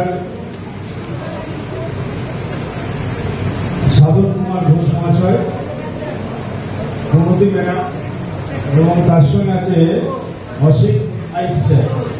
এনারা বিদগ্ধ ব্যক্তি। তোমরা যারা ছাত্ররা আছো, গতানুগতিক ভাবে আমাদের শ্রেণীকক্ষের পাঠ্যক্রমে এইসব জিনিস বারবার আলোচনা হয়, কিন্তু তার গতানুগতিক আলোচনাটা তোমাদের মধ্যে অনেক সময় খুব গভীরভাবে দাগ কাটতে পারে না। আমরা অনেক কথা বলে যাই, যে কথাগুলো বাস্তবায়িত করতে গিয়ে দেখা যায় যে হচ্ছে না। আমরা বলি বৃক্ষরোপণ করো, তাহলে এই সুবিধা পাবে। আমরা বলি জল সংরক্ষণ করো, এই সুবিধা পাবে। আমরা বলি না, তোমরা দূষণমুক্ত পরিবেশ তৈরি করো। এই সবসময়ই চাই যে একটা সবার মধ্যে একটা কোঅর্ডিনেশন করে ভবিষ্যৎ প্রজন্মকে একটা সুন্দর পৃথিবী রেখে যেতে, তাদের জন্য পড়ে যেতে, তাদের জন্য যারা পুরাতন আছে তাদের দায়িত্ব আর তোমাদের কর্তব্য। তোমরা এখন থেকে কিভাবে সচেতন হবে। ছাত্ররা অনেকক্ষণ ধরে বসে আছে, তারা মনে হচ্ছে না শেষ হলে হবে। এই অনুষ্ঠানটা শেষ হবে 1:30টার সময়। আমাদের 1:30টার মধ্যে অনুষ্ঠান শেষ হয়ে যাবে। তারপরেই তোমাদের যা ব্যবস্থাপনা ম্যাডাম করে দেবে, সেইগুলো তোমরা করবে। আপাতত ওই 10 মিনিট আর 15 মিনিট বাকি আছে। 15 মিনিট কিন্তু এই আমাদের কথাবার্তা শুনতেই হবে। কারণটা হচ্ছে যে ব্যক্তিদের আমরা পেয়েছি, তাদের দিয়ে আমরা আমাদের কর্তব্যটাকে আরেকবার ঝালিয়ে দিচ্ছি যে আমাদের কি কি করা উচিত। কিছুদিন আগেই ম্যাডামের অনেক ইচ্ছাতে বৃক্ষরোপণ হয়েছে, সবাই ছিলেন, সবাই দেখেছ, রোদে ঘেমে বৃক্ষরোপণ করেছ। তার উদ্দেশ্য যা, আজকে যে 3টে ড্রাম রাখা আছে তার উদ্দেশ্য তাই। এই উদ্দেশ্যগুলো আমরা বারবার বলতে তোমাদের মধ্যে একটা জিনিস ইনপুট করতে চাইছি যে এটা আমাদের খুব তাড়াতাড়ি করতে হবে। আমাদের এই বিন সিস্টেমটা আগে কিন্তু অতটা লাগতো না। বায়োলজিক্যাল সিস্টেমই যা ছিল তাতেই আমাদের ওয়েস্ট ম্যানেজমেন্ট হয়ে যেত। আমাদের কিডনিতে বোমেন ক্যাপসুল আর গোমেরুলাস, এই দুটোই কিন্তু কিডনিটা ছাড় দিয়ে অতিরিক্ত জলটা ওয়েস্টেজটাকে নিজেই শুষে নিত। আমরা কখনো বাথরুম পায়খানা ভিতরে ইউজ করতাম না, রুমে ইউজ করতাম না, বাইরে যখন আমরা প্রথমকার আদিম যুগে ছিলাম তখনকার বাইরে সমস্ত প্রাণীরাই মলত্যাগ করত। কিন্তু এমন বায়োলজিক্যাল সিস্টেম সেইটাকে আবার মাটির মধ্যে মিশিয়ে দিত, তার জন্য আবার জীবাণু তৈরি হতো। এইরকম নর্মালি হতো। কিন্তু আমাদের যত দিন দিন আমরা সভ্য হচ্ছি, চাহিদা নিচ্ছে, এখন আমরা কটনের জামা ব্যবহার করার থেকে টেরিলিন সিনথেটিক জামা ব্যবহার করছি। আমরা আবার একটা ফোন ব্যবহার করছি, যে ফোনটা আমাদের এই 20 বছর আগেও ছিল না। টিভি ব্যবহার করছি, যে টিভিটা প্রায় 50 বছর আগে ছিলই না। এই সমস্ত ওয়েস্টেজ যেগুলো আমরা সভ্যতার অগ্রগতির জন্য ব্যবহার করছি, সেগুলো কিন্তু আমাদের অতিরিক্ত যেটা সোসাইটি বা পরিবেশ সেটা সহজে নিজেকে অ্যাডাপ্ট করতে পারে না। একটা প্লাস্টিকের ব্যাগ বাজারে যাচ্ছ, প্লাস্টিকের জিনিসপত্র কিছু একটা কিনছো, সঙ্গে সঙ্গে ক্যারি ব্যাগটা তোমার হাতে ধরিয়ে দিল, ওটা কিন্তু আগে ছিল না। এখন কিন্তু যেই যাবে যে প্লাস্টিকের ব্যাগটা তুমি নিয়ে তার থেকে ইউজ করে সঙ্গে সঙ্গে সেই মাইক্রোপ্লাস্টিক পাতলা প্লাস্টিকটা তুমি ডাস্টবিনে কোনো জায়গায় ফেলে দিলে এবং অজান্তে প্লাস্টিকটা উঠলো কোনো জায়গায় গেল গিয়ে কয়েক হাজার বছর পরে ওই প্লাস্টিকটা মাটির সঙ্গে মিশে যাওয়ার সম্ভাবনা আছে। সেই কয়েক হাজার বছরটা এখন কিন্তু আমরা ক্যালকুলেট করতে পারছি না। ওই প্লাস্টিকটা যদি রোদ্দুরে পড়ে থাকে কিছুদিন পরে দেখবে প্লাস্টিকটা আস্তে আস্তে কুচি হয়ে যাচ্ছে, ডাস্ট হয়ে যাচ্ছে, গুঁড়ো হয়ে যাচ্ছে। সেই প্লাস্টিকটা কিছুদিন পরে এতটাই ডাস্ট হয়ে যায় বাতাস শুকিয়ে যায়। বলে রেইন ওয়াটার সবচেয়ে বিশুদ্ধ। এখন দেখা যাচ্ছে ওই রেইন ওয়াটারের মধ্যে প্লাস্টিকের ডাস্ট পাওয়া যাচ্ছে। যে প্লাস্টিকের ডাস্টগুলো বিভিন্নভাবে রিসাইকেল হয়ে বিভিন্নভাবে সেটা পুকুর সমুদ্র নদী থেকে যাচ্ছে, সেটাই আবার বিভিন্ন জীবজন্তুর খাওয়ার মাধ্যমে আবার রিসাইকেল হয়ে আমাদের মধ্যে ফিরে আসছে। অর্থাৎ যেটাকে আমি নিজের সভ্যতার অগ্রগতির জন্য ব্যবহার করলাম সেটাই বুমেরাং হলো আমার ক্ষেত্রে। আমি যে ব্যাটারিটা ইউজ করছি তাতে লিথিয়াম থাকে, অনেক সময় লেডের ব্যাটারি থাকে। আমার ব্যবহার শেষ হয়ে গেল, মোবাইলটা কাজ করছে আমি ডাস্টবিনে ফেলে দিলাম। এবার সেই ডাস্টবিনে ভাঙা অবস্থায় সেই যে মেটালগুলো আছে মার্কারি, লিথিয়াম, লেড যেগুলো যাচ্ছে সেই ওয়েস্টগুলো কিন্তু জলে মিশছে, পরিবেশের মধ্যে যাচ্ছে। আমরা বুঝতে পারছি না সেগুলোই আমাদের পরিবেশকে এতটাই দূষিত করবে। পরে দেখবে যে আর্সেনিকযুক্ত ওয়াটারের জন্য আমরা 4 কোটাও জল পাওয়া যাচ্ছে। তাহলে এইরকম ওয়েস্টেজটাকে ম্যাডাম অনেকক্ষণ বললেন যে ট্যাপের জল আমার ইউজ করার দরকার 1 গ্লাস, আমি ট্যাপটা খুলে দিয়ে 1 গ্লাস কেন 10 গ্লাস জল ছেড়ে দিলাম। যে মিষ্টি জলের জন্য দুবাই থেকে একটা ট্রেন লাইন তৈরি হচ্ছে, আন্ডারগ্রাউন্ড ট্রেন লাইন তৈরি করার প্রজেক্ট ইন্ডিয়ার সঙ্গে হচ্ছে। ইন্ডিয়া দুবাই থেকে ওখান থেকে আসবে আমাদের এখানে তেল, রিসোর্সটাতে তেল আসবে আমাদের এখানে, বিনিময়ে আমাদের এখানে ব্যাক ট্রেনটাতে নিয়ে যাবে বিশুদ্ধ পানীয় জল। অর্থাৎ আমাদের জল আছে বলে আমরা যথেচ্ছ ইউজ করছি, আবার যাদের জল নাই তাদের জলের জন্য আমাদের এখানে হাতির চেষ্টা করতে হবে। অর্থাৎ এই যে আমাদের অনেকটা স্বচ্ছলতা আমাদের সমাজকে আরো উন্নতি করার নাম করে আমরা যেভাবে অপচয় মানে বাজের দিকে ঠেলে দিচ্ছি, সেটার জন্যই আর এই 3টে বিলের সৃষ্টি হয়েছে। আমরা মোবাইল ফোন একটা দিলে পছন্দ হয় না, আবার সঙ্গে বলছি না আমার আর একটা স্মার্টফোন চাই।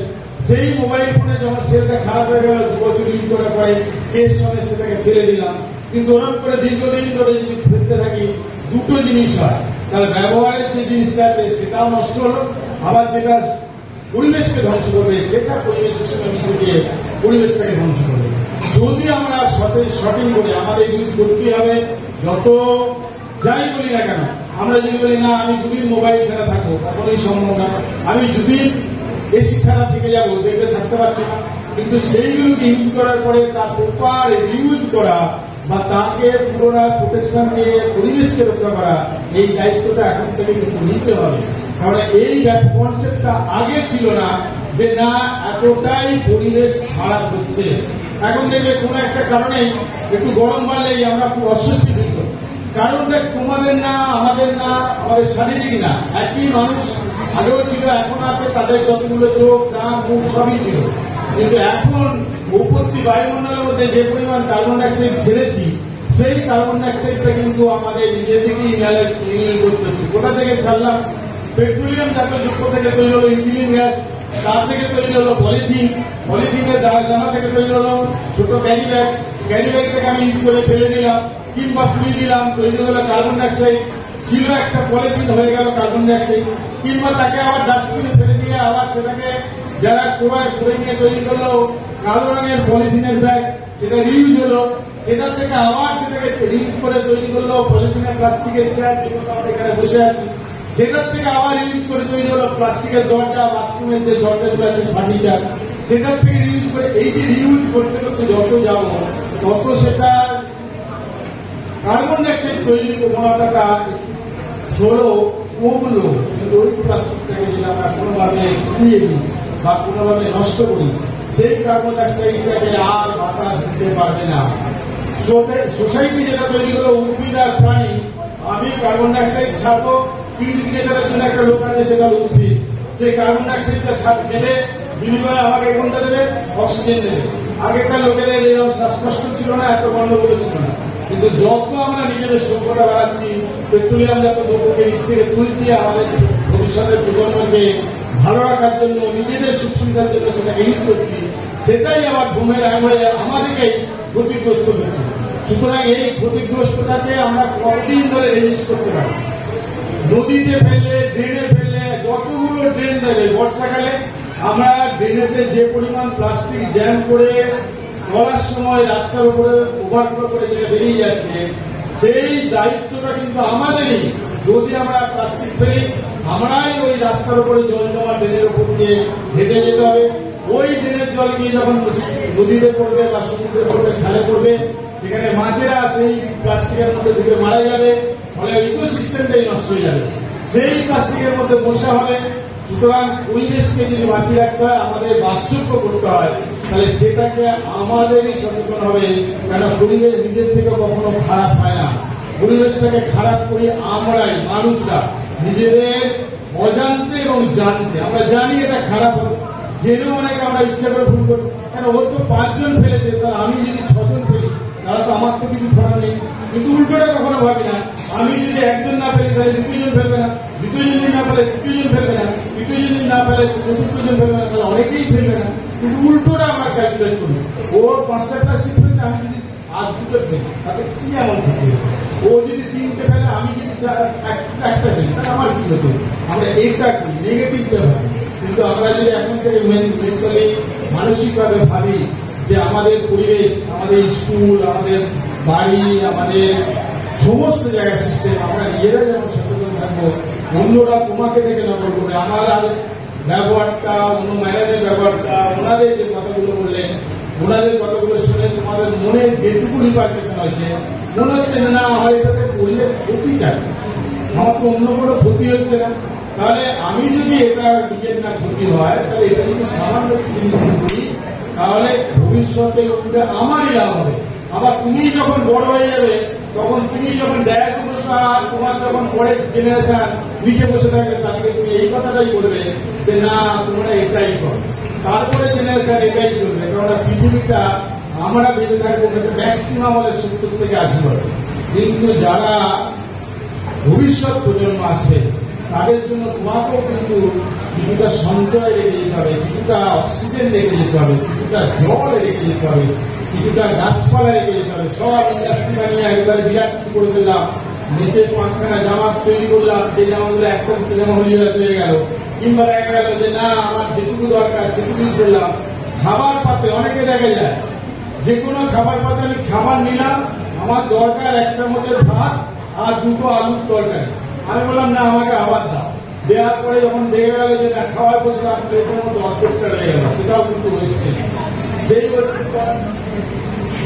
সেই ওয়েস্টেজটা যদি তুমি ড্রেনে ফেলো, বাইরে ফেলো, তাহলে কিন্তু সেটা ওয়েস্টেজ। কারণটা কি? একবার বিদ্যাসাগর একজনের বাড়িতে গেছে, গিয়ে ইনভাইট করেছে, গিয়ে একজন মহিলা সেটা ঝাল বাটছে। ঝাল বাটা মানে আগেতে এখন যেন হলুদ, জিরে সব গুঁড়ো পারলে না, তখন ওটাকে বেটে নিতে হতো। তো বাড়তে বাড়তে উনি কি করলেন, পুরো ঝাল বাটাটা শেষ হয়ে গেল। তারপরে বললেন কি ওটাতে জল ঢেলে দিয়ে ঝাল বাটাটা ফেলে। তখন বিদ্যাসাগর রেগে বললেন ফেললেন কেন? বলে তাহলে কি করবে? কারণ উনি নিজের ছোটবেলা থেকে নিজে রান্না করে দাদাকে বাবাকে খাওয়াবেন। বলেন উনি বললেন না, ওটার উপরে জল না নেব, ও জলটা ধুয়ে যে মশলাটা পাবে সেটাকেও নিয়ে সেটা তরকারি দিলেন, ওয়েস্টেজ করবেন। আবার একজন দেখলো ভাত রান্না হচ্ছে, তিনি দেখছেন, বিদ্যাসাগরই দেখছেন, ভাত রান্না নেই, ভাতের মাঠটাকে নিয়ে ট্রেনে ফেলে দিন। না না ফেলবেন কেন? ওটাকে নিয়ে গবাদি পশু দিন, ওর খাবার হবে। তুমি খাবারটা, উচ্ছিষ্ট খাবারটা ডাস্টবিনে ফেলুন, কেউ ফেলো না। তুমি যদি ওই খাবারটা তোমার স্কুলের সামনে, তোমার বাড়ির পাশে যে কুকুরটা অভুক্ত আছে, সারাদিন ধরে কুকুরটা ভাতের জন্য হাত পরিশ করে তোমাদের মুখের দিকে তাকিয়ে আছে, সে তার 10টা বাচ্চাকে খাওয়াচ্ছে, কিন্তু নিজে কখনো খেতে পারছে না, তাকে যদি তুমি সেই খাবারটা দাও, সে কিন্তু আরাম করে পারে। এই পৃথিবীটা শুধু মানুষের জন্য না, এই পৃথিবীটা সবার জন্য, সৎ লোকের জন্য, অসৎ লোকের জন্য, ঘেরা লোকের জন্য, লম্বা লোকের জন্য, যে সিংহের জন্য, আবার টিকটিকির জন্য, আবার বিড়ালের জন্য, আবার ইঁদুরের জন্য। তুমি একা থাকবে আর কেউ থাকবে না, এই নিয়ে কখনো পৃথিবী চলে। সুতরাং সবাইকেই যাতে দেওয়ানা করে বাঁচতে হয় তার জন্য পরিবেশটা রাখতে হবে। আমি বললাম কলকাতা থেকে সব কিছু চলে গেল, প্লেন বন্ধ হয়ে গেল, কিন্তু দেখা গেল ইঁদুর যেটা খেত সেটা ডাম্পিং হয়ে গেল। সেই জন্য নিজেকে নিজে ভাবতে হবে যে আমি একে হটিয়ে দিলাম মানে কাককে হটিয়ে দিলাম। কাক আমাদের ঝাড়ুদার পাখি, দেখা গেল না কোনো জায়গায় কোনো কাক নেই, তারপর দেখে পচা গলা সব জায়গায় জিনিস পড়ে আছে। সুতরাং এই ওয়েস্ট ম্যানেজমেন্টটা হচ্ছে আমি যেটা আমার তো সে করছি বেশি ইউজ করার জন্য। ওয়েস্ট কেন হলো? আমার যেটা দরকার ছিল না আমি তার থেকে বেশি ইউজ করে ফেলেছি, সেই জন্যই আমি ওয়েস্ট। সেইটাকে ম্যানেজ করার দায়িত্ব আমার, অন্য কারণ নয়। আমি যদি ভাবি যে এটাকে আমি ম্যানেজ করবো কিভাবে, সেটা যদি আমি সিস্টেমেটিক করি তাহলে যতটাই আমি সমাজে ক্ষতি করবো না কেন, কিন্তু সেটা থেকে সমাজকে বার করতে পুলিশ সিস্টেম বাঁচানোর জন্য আমরা অনেকটাই সচেতন হবো এবং অন্যকে সচেতন করতে পারবো। আজকে আমাদের এই চিৎকার চেঁচামেচি হইগুলো অ্যাক্সিডেন্ট পরিশ্রম অন্তত অতটা দিতে যাবে না যতটা আমাদের পরিশ্রম তোমাদের বোঝাচ্ছে। অর্থাৎ বোঝানোটা আমরা নিজে থেকে বোঝাচ্ছি একবার, আমাদের কথা বলে আমরা একবার কান দিয়ে শুনছি, আবার তোমাদিকে বোঝাচ্ছি তোমরা কান দিয়ে শুনে আরেকজনকে হবে। সেই জন্য উনি যেটা বললেন শপথ বাক্য পাঠে লিডার সিস্টেম, আমি কজনকে করবো 20 জনকে, আবার 20 জনকে আমি বলবো কজনকে করতে 20 জনকে। কয়েকদিন পরে দেখো জিডি সিস্টেমের মতো অ্যাটম পাস করার মতো বললো একটা নিউটন পার্টিকে ছেড়ে দিল, যেই অ্যাটমটা পাস করলো কয়েক হাজার নিউটনিয়ামকে বোমবার্ড করে দিয়ে মানে আগাটাকি করে দিল, 9-6 করে দিল। কাগজগুলোতে 9 তারিখ আর 6 তারিখে যে বোমটা বাস্ট করলো তাতে দুটো শহর শেষ হয়ে গেল একটা মাত্র নিউটন পার্টি। ওনার যে উপলব্ধি, ওনার যে আইডিয়া, সেটা উনি বলেছিলেন ওই কোথায় শিলংয়ে 3টে কলেজ আর 2টি স্কুল নিয়ে আরম্ভ করেছে। সেটা এখন কোথায় গিয়ে দাঁড়িয়েছে?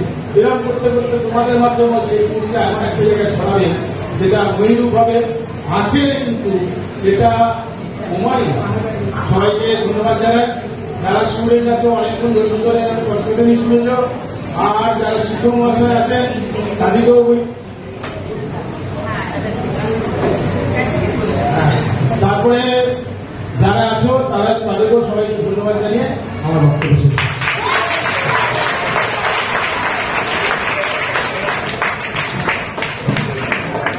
আমি ধন্যবাদ আশিসবাবুকে।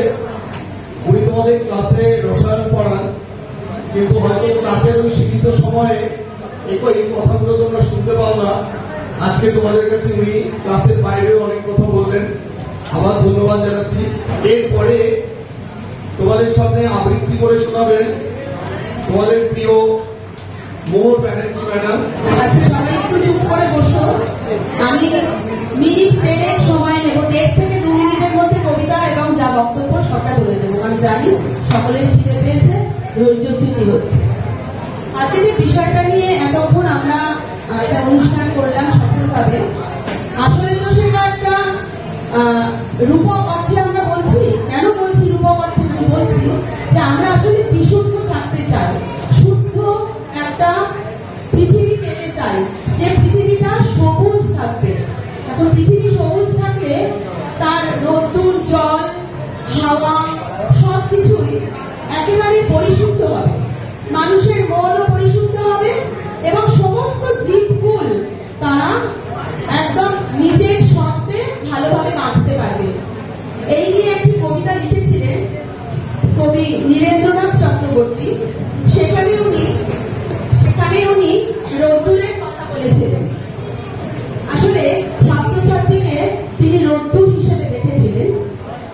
আমার ছোট্ট নিবেদন কবি নীরেন্দ্রনাথ চক্রবর্তীর অমল কান্তি। অমল কান্তি আমার বন্ধু। স্কুলে আমরা একসঙ্গে পড়তাম,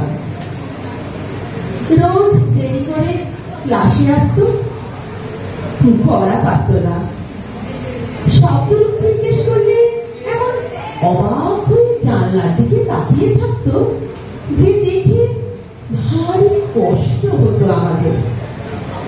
আমরা কেউ মাস্টার হতে চেয়েছিলাম, কেউ ডাক্তার, কেউ উকিল।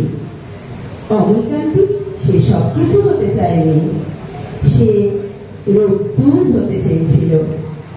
শান্ত বর্ষণ, কাক ডাকা বিকেলে সেই লাজুক রোদ্দুর।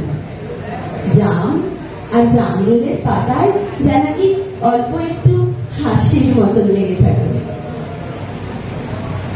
আমি কেউ মাস্টার হয়েছি, কেউ ডাক্তার, কেউ উকিল। অমৃতাদি রোদ্দুর হতে পারেনি। সে এখন অন্ধকার একটা ছাপাখানায় কাজ করে। মাঝে মাঝে আমার সঙ্গে দেখা করতে আসে, চা খায়, এটা ওটা গল্প করে, তারপর বলে উঠি তাহলে। আমি ওকে দরজা পর্যন্ত এগিয়ে দিয়ে আসি।